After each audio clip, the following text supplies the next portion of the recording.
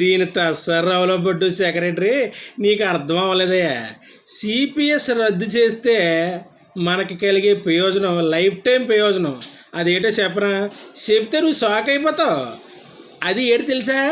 CPS రద్దు చేస్తే నువ్వు ఏ ప్రభుత్వంలో అయితే ఉన్నావో ప్రభుత్వం కాదనకుండా లేదనకుండా ఏకబిగిన 20 ఏళ్ళు నువ్వు పనిచేయచ్చు. ఎందుకు చెప్పనా? ప్రభుత్వ ఉద్యోగులే సిపిఎస్ ఉద్యోగులే నిన్న సీట్లో కూకోబెడతారు. నీకు దానివల్ల నష్టం కూడా ఏట్లేదు. నీ జోబులో డబ్బులు కానీ ఇస్తున్నావా, నా జోబులో డబ్బులు కానీ ఇస్తున్నావా? ప్రభుత్వం దగ్గర డబ్బులే కదా ఇస్తున్నావు. అంతెందుకు, మన ఎమ్మెల్యేలు ఎంపీలు ఎమ్మెల్సీలు ఉన్నారు. వాళ్ళు ఒకసారి గెలిస్తేనే వాళ్ళకి జీవితాంతం పెన్షన్ ఇస్తున్నాం. అలాంటిది ఉద్యోగులు మనకి 20 ఏళ్ళు 30 ఏళ్ళు సేవలు చేస్తున్నారు. వాళ్ళకి పెన్షన్ ఇవ్వకపోవడంలో తప్పేటుందయ్యా.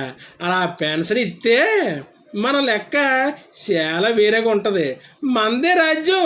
ఆ విషయం తెలియక చాలా రాజకీయ పార్టీలు దెబ్బ అయిపోతున్నాయి. ఈసారి మనం దెబ్బ అవ్వకుండా ఉండాలంటే సిపిఎస్ని రద్దు చేసేయాల, ఓపీఎస్ని అమల్లో తేవాలా, ఉద్యోగుల్ని మన కుటుంబ సభ్యులుగా చేసుకోవాలా. నేను చెప్పింది కానీ నువ్వు ఆలోచించావు అనుకో, ఇక రాజ్యం మనదే. ఇంకా ఏ రాజకీయ పార్టీ కూడా ప్రభుత్వాన్ని ఏర్పాటు చేయలేదు. ఇంకో విషయంలో మళ్ళీ కలుద్దాం.